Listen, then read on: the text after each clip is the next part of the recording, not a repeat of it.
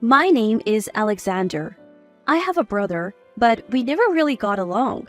Year after year, my brother continued to harass me. I tried to connect with him, but instead of bridging the gap, it only widened. Then, one day, my paternal grandfather, who had taken me in, made a significant announcement, and everything began to change dramatically. I never thought something like this would happen. Being a person with ordinary thoughts, I never imagined this situation. When I was young, my parents died in an accident. After that, my paternal grandfather took care of me. He's a strict person, feared even by our family members. Now, our family consists of my grandfather, my brother, and me. My brother Benjamin has always been proud. Since we were little, he's called me dull or slow, and that hasn't changed even now. In fact, it's only gotten worse. One day, as I was preparing for college entrance exams, he said, Alexander, I heard you never managed to be the top of your high school class. You only managed to be average. Aren't you ashamed? In contrast, I've always been at the top of my class. Not just once or twice, I've become a diplomat after excelling in college. Our family's honor is practically guaranteed, understand? I'm an elite. From now on, you must call me sir. Got it? Benjamin, will you stop this nonsense? As a diplomat, you should behave accordingly. You're not acting like this outside, are you? Not at all. Only with him. I wonder, you've always been too arrogant. You'll learn a painful lesson someday.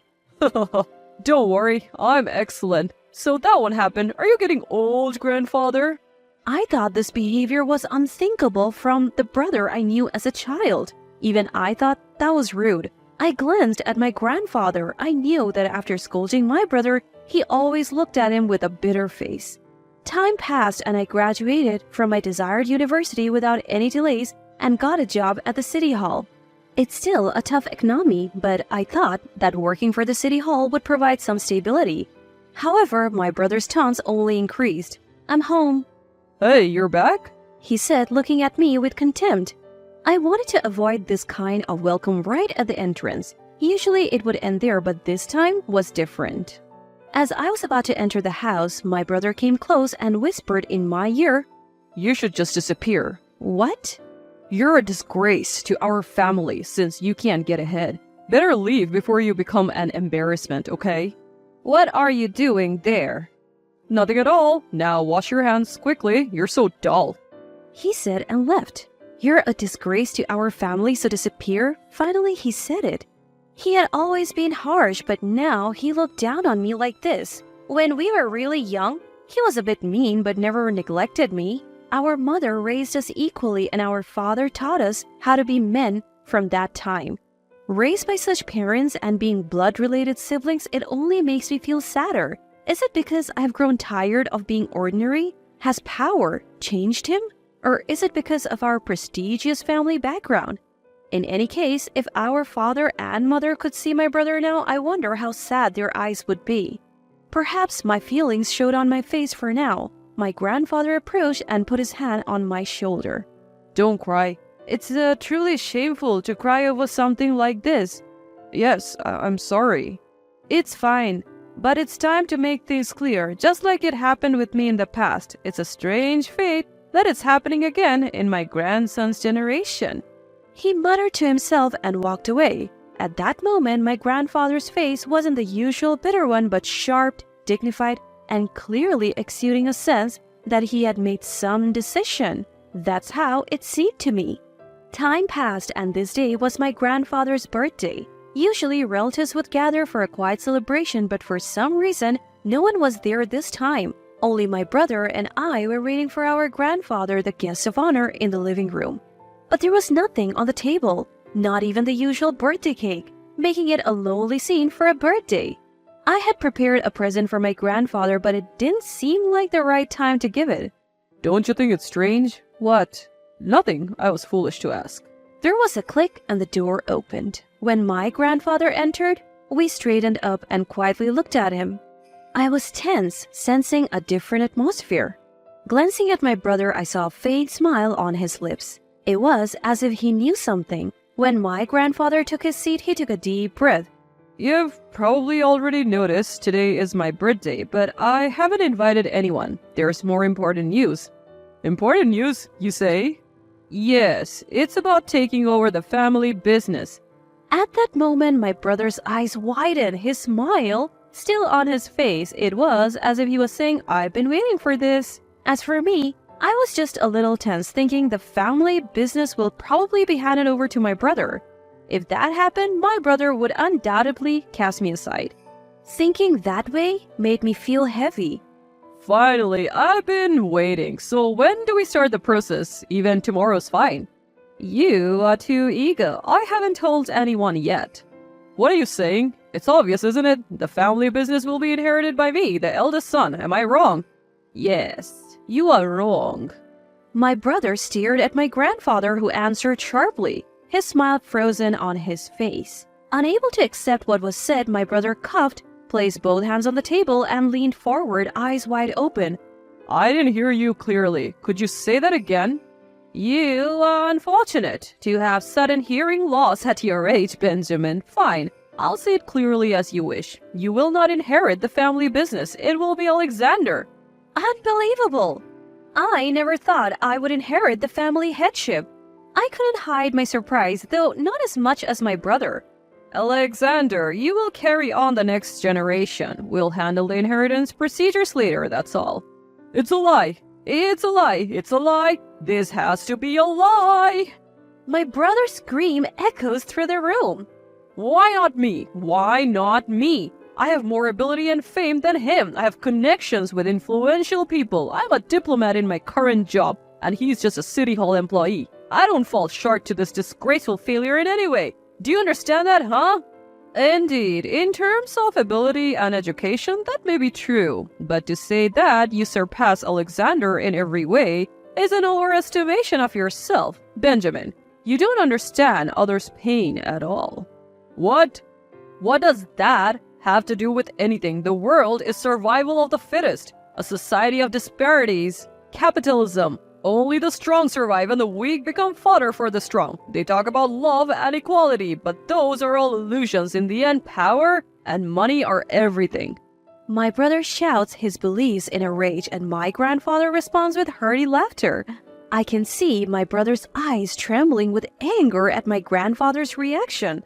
Is that really so? I don't think so. Most people who say that and go their own way end up lonely. I can't let someone who's trapped by short-sighted desires and their own greed inherit the family headship. I chose Alexander because he has compassion. Compassion, you say? Yes, as my father used to say, a leader must be someone with ability and respected by others. Ability can be achieved alone through study or anything else, but whether or not you are respected by others is determined by them. How's your work environment now, Alexander? Yes, under the guidance of my seniors, I still have areas to improve after about 6 months, but recently I have been assigned to mentor a new junior colleague. My seniors and bosses say Alexander is good at teaching others, so I'm learning and teaching my junior colleagues what I can. Even though you're still learning, you're in a position to teach others. That's because you have been diligent in your duties, and others see qualities in you that they respect. It may go without saying, but don't forget that heart, okay? And what about you, Benjamin? Hey, oh man, who cares about that? Take back what you said earlier and say I will pass the family business to Benjamin. Silence, boy. My grandfather's eyes sharpened, and with one word, he silenced my brother, who complained loudly. I also felt a chill witnessing my grandfather's intimidation for the first time. My grandfather stood up quietly and confronted my brother. My brother, who had lost his earlier bravado, cowered like a rabbit facing a predator, unable to take his eyes off my grandfather. Benjamin, your arrogance has gone too far. I have overlooked it, hoping that one day you'll understand, but no more. You're a disgrace to our family. From this moment, I sever our family ties. Pack your bags and leave at once. Never show your ugly face to us again. My brother, who had been disowned, clenched his teeth, his eyelids twitching violently, and swallowed the words that seemed to overflow from his throat as he ran out of the room. Tears were in his eyes. Now that the noisy one is gone, let's get back to our conversation. Before that, please take this. I stand up and hand my grandfather a present. Happy birthday. I hope you have a wonderful year ahead. My grandfather looks a little surprised as he takes the present and carefully unwraps it. Is this a pocket watch? Yes, there's a space inside the cover for a photo. I was hoping we could take a group picture today and later put a small version of it in there. But it seems that won't be possible. Ha ha ha. If we did that, the faces would be too small for me to see. Let's save that for future enjoyment. Thank you, Alexander.